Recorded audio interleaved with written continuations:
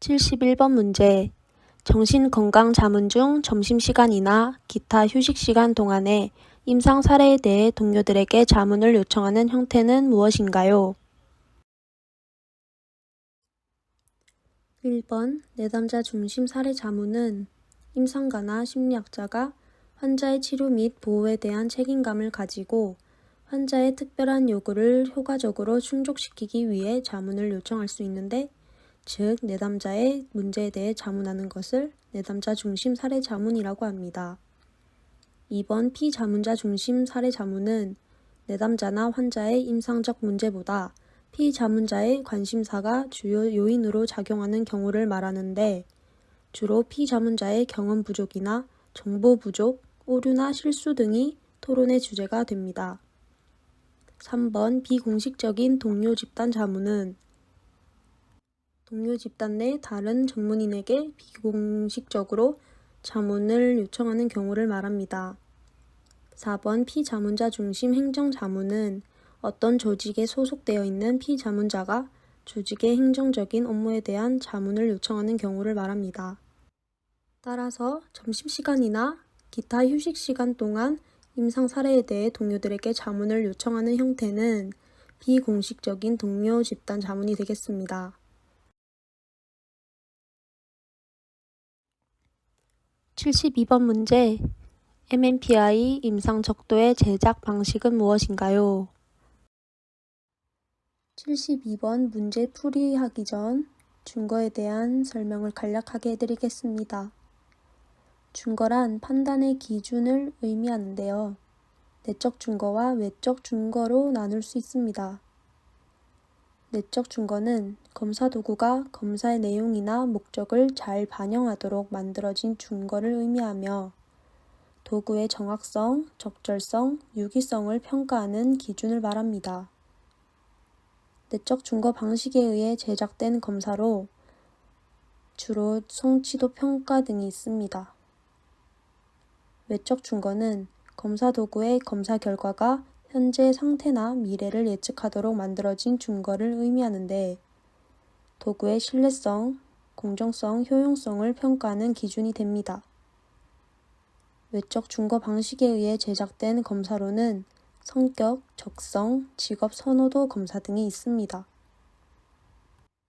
MMPI, 즉 미네소타 다면적 인성 검사는 개인의 성격, 정서, 적응 수준 등을 다차원적으로 평가하기 위해 개발된 자기 보고형 성향 검사인데요. 내담자의 현재 상태나 미래를 예측하기 위한 검사에 해당됩니다. 따라서 MMPI는 실제 임상 자료를 바탕으로 성격 검사를 개발하는 외적 준거 접근의 경험적 제작 방식에 의해 만들어진 검사입니다.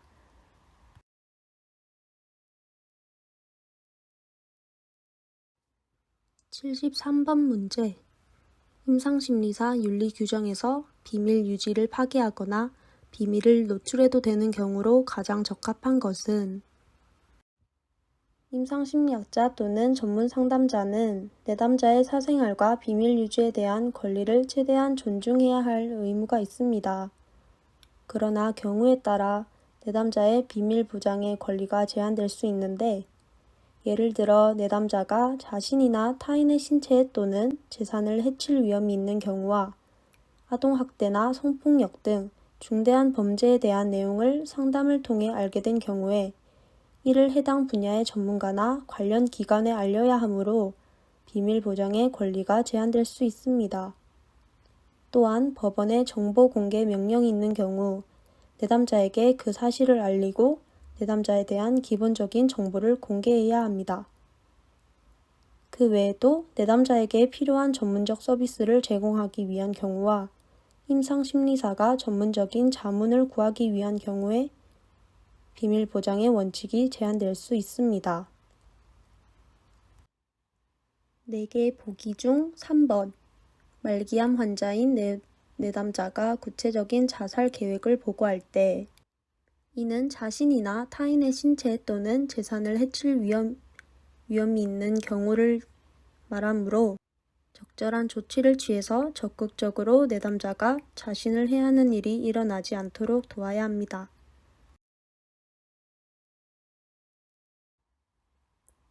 74번 문제.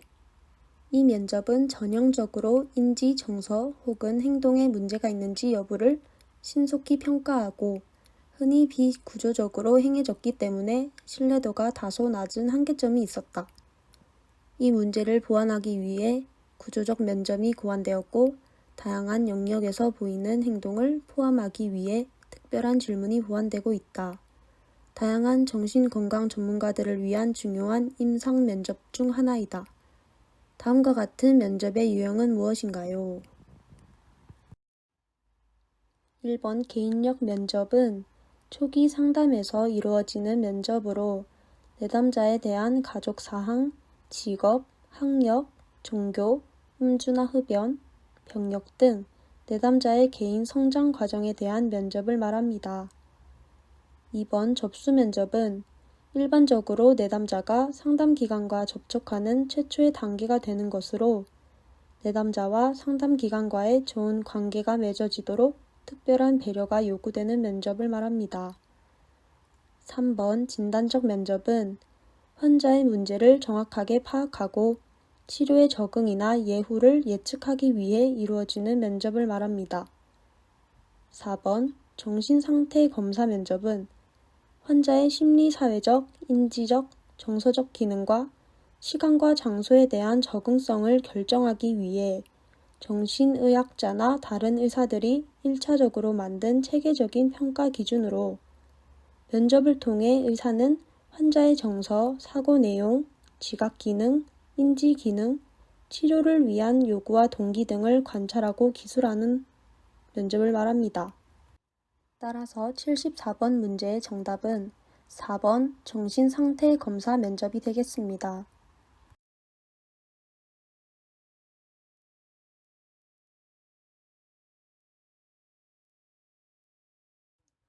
마지막 75번 문제.